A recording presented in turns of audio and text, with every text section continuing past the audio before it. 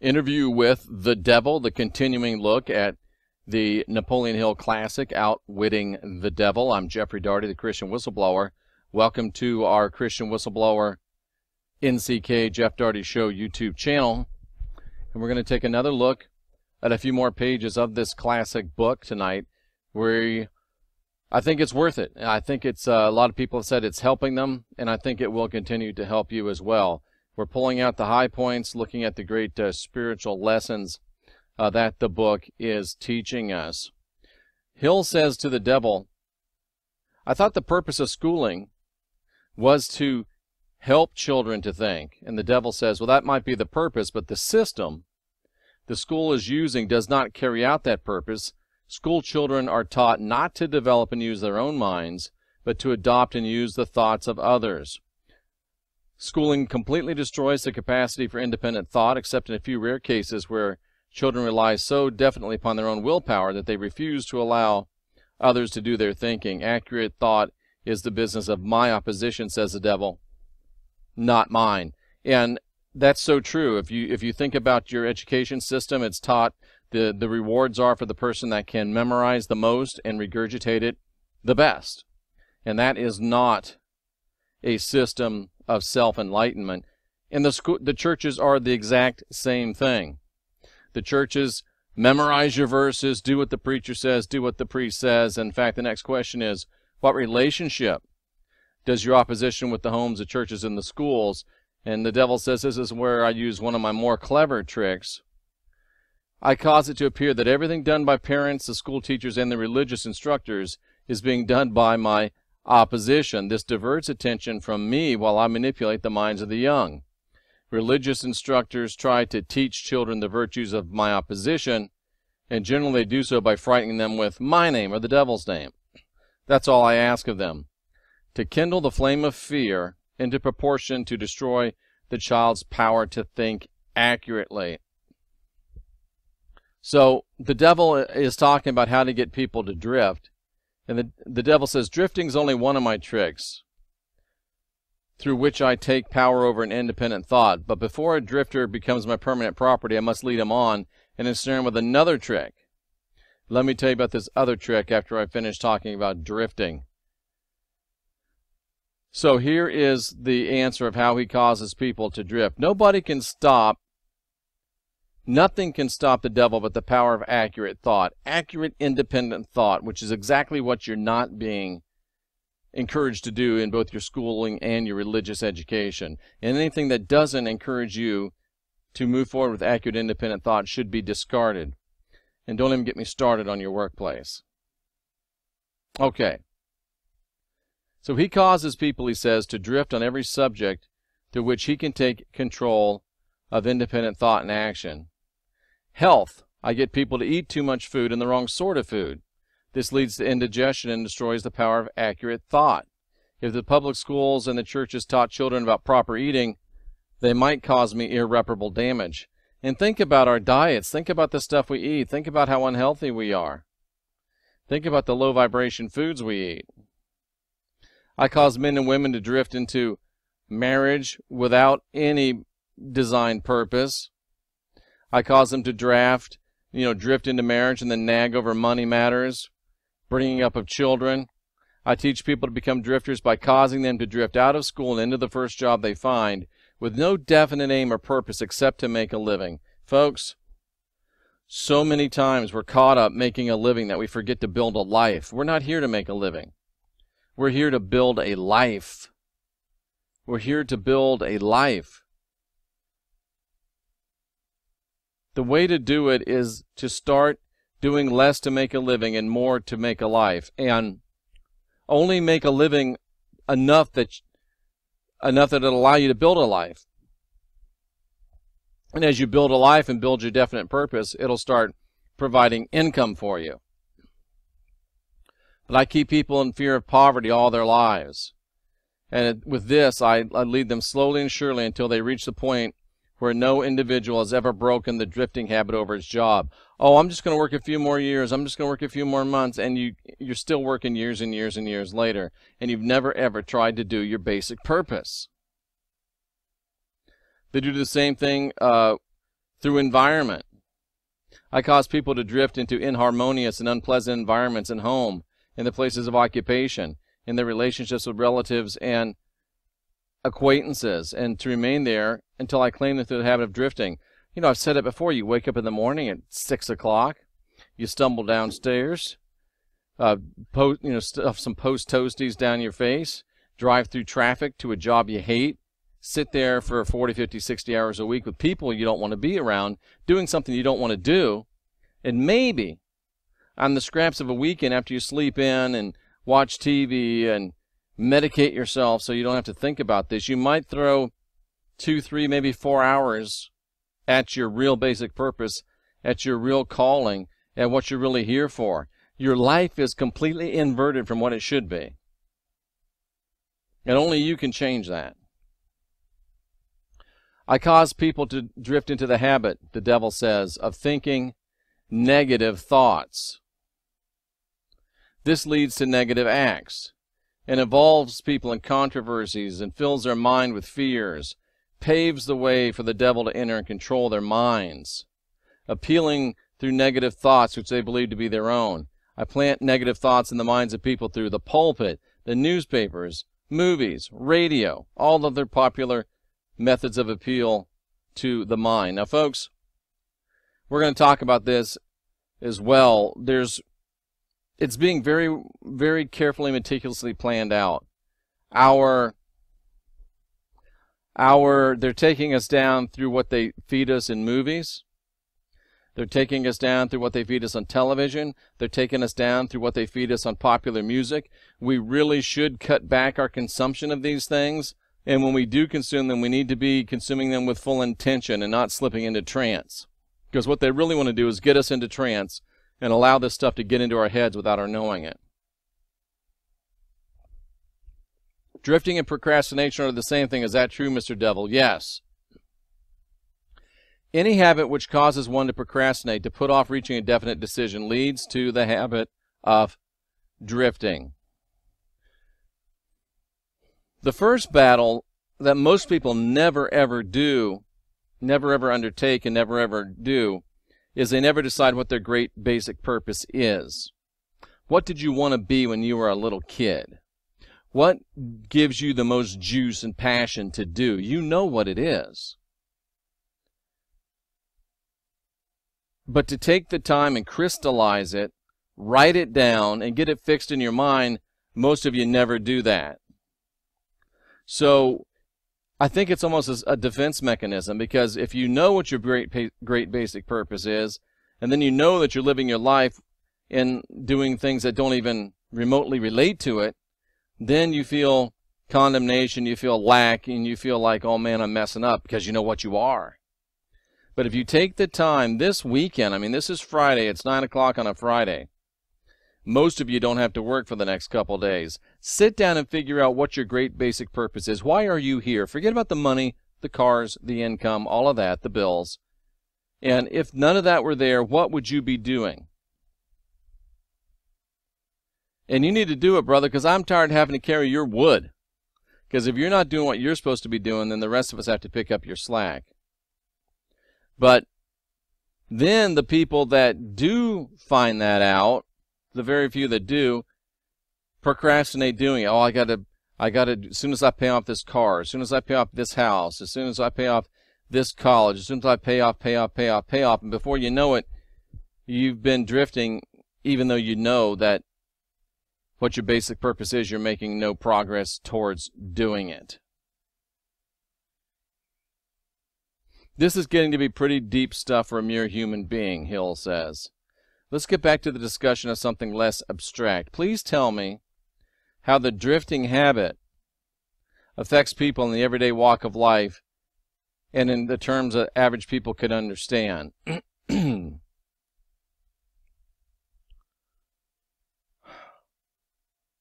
This gets a little political.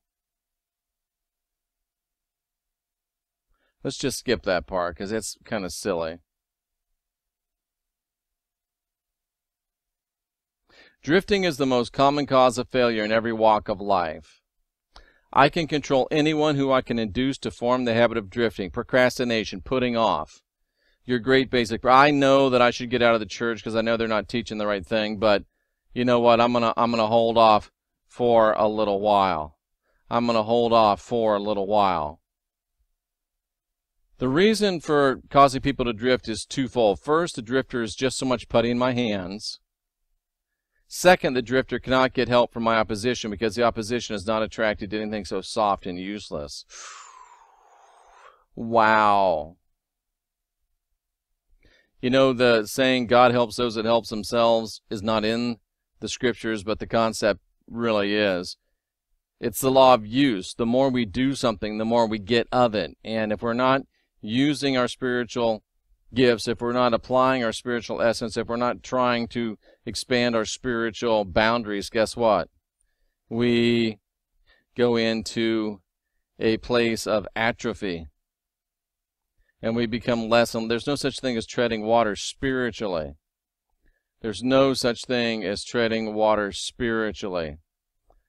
And he's talking here about money. I want to skip through that part about money. Interesting. Interesting. There's just so much that we have to learn. And the devil says, I don't have any control over the non-drifter, present or past. I control the weak, not those who think for themselves. And this is so true. And religion can't control those that think for themselves. The rat bastard can't control those that think for themselves. This is the rat bastard. And he's telling you that if you'll think for yourself and be independent in thought, mind, and action, he can't control you. What is the description of a drifter? The first thing you know about a drifter is a lack of a major purpose in his life. That's what I've been talking about. There's no great basic driving purpose in the life of a drifter. If you can't tell me what your great basic purpose is, then you're a drifter. He will be conspicuous by lack of self-confidence, or maybe a bunch of bravado hiding it. He will never accomplish anything requiring true thought and effort. He spends all he earns, and more too if he can get credit. Wow. He'll be sick or ailing from some real or imaginary pain. He has little or no imagination. He lacks enthusiasm and initiative to begin anything he is not forced to undertake. Wow, this is so descriptive of our society. We just want to sit around and watch TV. He'll express his weakness by taking the line of least resistance in whatever he can do. So many of us take the path of least resistance. Ill-tempered, lacking in control of his emotions. He makes me so mad. She makes me so angry. No, bro, she doesn't. No, sis, she doesn't. You decide to get angry because you lack control over your emotions. No magnetism in the personality. Opinions on everything but accurate knowledge on nothing. Ooh, that hurts, doesn't it? I get emails and messages on my channel all day long from those kind of people. And it's funny that the people that are sitting home doing nothing have time to degrade those that are out here trying to do something. He'll neglect to cooperate with those around him. He'll make the same mistake over and over again, never profiting by failure. If you are fighting the same battles that you fought 5 years ago, there's something wrong with your life. You should be fighting new things.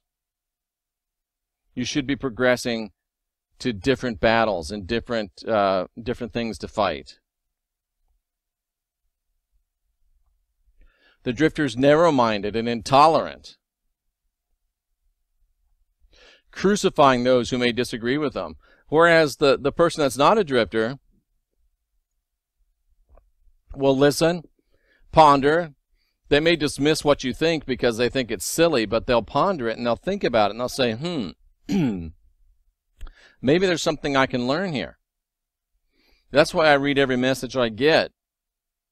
Even the ones that I know 3 words in that this is from a chucklehead, I'll still read it because every now and then there's something there that I can understand. And then those who crucify anyone that disagree with them. I get those every day too. You've flooded your son. Look, man, if you don't like what I have to say, then move along. Do you really? Why are you taking the time to write out a nasty letter to me? Because you are a drifter. Because you are not accomplishing anything. Because you know what I'm saying is hitting you, even if you don't want to admit that it's hitting you. They begin many things, complete no things. Loud in condemnation of the government, but never tell you how it can be improved. And that's the way a chucklehead is. A chucklehead's can tell you all the reasons that something's wrong, but they can't give you one idea on how to make it right. They'll never reach decisions on anything if they can be avoided. And even if he's forced to decide, he'll reverse himself at the first opportunity. He'll eat too much and exercise too little. If he can he'll take a drink of liquor if someone else will pay for it. He'll criticize others who are succeeding in their chosen calling. Oh boy, ain't that the truth? Well, look at that. So-and-so over there thinks he's so smart, thinks she's so special. Well, she got it, and I'm a white man in a black man's world. I'm a fat man in a skinny man's world. I'm an ugly man in a good-looking man's world. I'm a man with hair in a bald man's world. It's all stacked against me. The drifter works hard to get out of thinking that most people work earning a good living. He'd rather tell a lie than admit his ignorance on any subject. He works for others and criticizes them behind their backs by flattering them to their faces. Wow. Wow. So tell me about a non-drifter, Mr. Devil. What's a non-drifter look like? The non-drifter is always engaged in doing something definite through some well-organized plan which is definite. He has a major goal in life. He's working towards it, and many minor goals, all of which lead toward the central scheme. Does that describe your life? Do you have a definite goal in mind? Do you have a plan for reaching that goal? Do you have time frames for reaching that goal? I do. The tone of his voice, the quickness of her step, the sparkle in her eyes, the quickness of her decisions clearly mark her as a person who knows exactly what she wants and is determined to get, no matter how long it may take or what price she must pay. They're sold out the whole route. They've burned their bridges. They've burned their ships in the harbor. As a result, they're highly motivated, and they know there's no turning back. And they're working to get it done. If you ask them questions, that you get direct answers, never evasions, never subterfuge. Helps others, but never really asks for help. Will be found up front whether he's playing a game or fighting a war. Doesn't know the answers, will tell you. Has a good memory, never offers alibis for shortcomings, never blames others for his mistakes, no matter if they deserve the blame. Used to be known as a go-getter, but in modern times is called a go-giver. You'll find her running the biggest business in town, living on the best street, driving the best automobile, making their presence felt wherever they happen to be. They're an inspiration to all who come in contact with them. And the first and major distinguishing feature of the non-drifter is this: he has a mind of his own, and he uses it for all purposes. The non-drifter's got a mind of his own. The non-drifter's got a mind of her own. The non-drifter knows what she's doing. The non-drifter knows where she's going, and the non-drifter knows how he's going to get there. And you know what? If he makes a mistake, he says, oh, that didn't work. Let me try something else. Not, oh, man, that didn't work. I quit. I give up. You notice that none of this is rocket science. None of this is beyond the ability of anyone to accomplish, if they just want to accomplish it. The devil is teaching us a lot of things. And it's up to us if we're going to put them into practice. It's up to us if we're going to unwind our minds. It's up to us if we're going to indoctrinate ourselves. I'm trying to help you get to the place where you can be excellent to yourself. So then you can love your neighbor as yourself, and we can all be excellent to each other.